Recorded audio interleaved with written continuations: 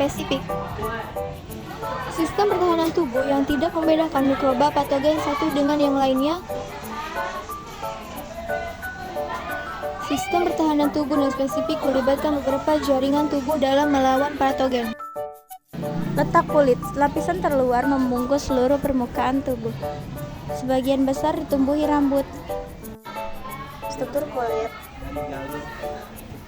Yang pertama ada rambut, keringat, pori-pori, epidermis, dermis, kelenjar minyak, kelenjar keringat, arteri, pena, akar rambut, jaringan saraf, hipodermis, jaringan adiposa.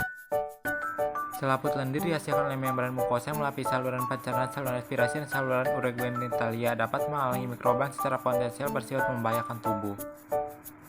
Lisozim merupakan enzim yang sanggup mencerna dinding sel bakteri sehingga sel bakteri dapat dihancurkan. Lisozim banyak terdapat dalam cairan tubuh yang dilakukan patogen untuk memasuki tubuh kita dalam melalui saluran pernapasan dan saluran pencernaan.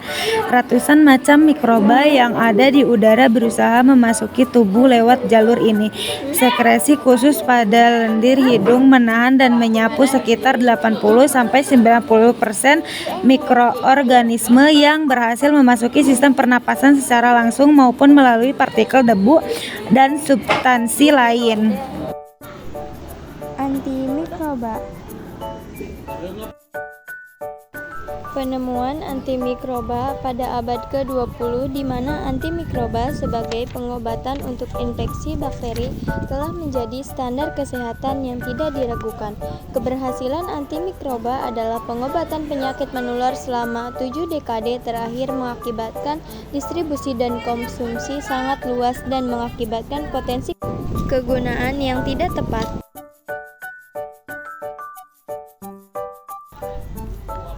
Misalnya, penggunaan secara bebas tanpa resep dokter, konsumsi yang tidak tuntas, peresapan yang tidak tepat, penggunaan mikroba yang tidak memenuhi syarat,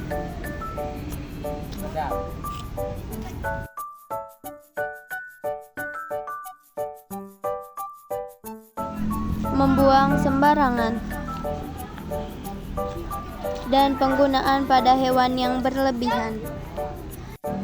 Dan dari hal tersebut terjadi ancaman ini sangat nyata. Respons peradangan atau inflamasi. Kerusakan jaringan karena cedera atau luka fisik atau oleh masuknya mikroorganisme akan memicu suatu respon peradangan. Peradangan terjadi karena pembuluh kapiler darah pada daerah luka melebar sehingga meningkatkan aliran darah lokal. Hal ini akan menyebabkan terjadinya pembengkakan darah warna merah atau rubor yang khas pada daerah yang meradang.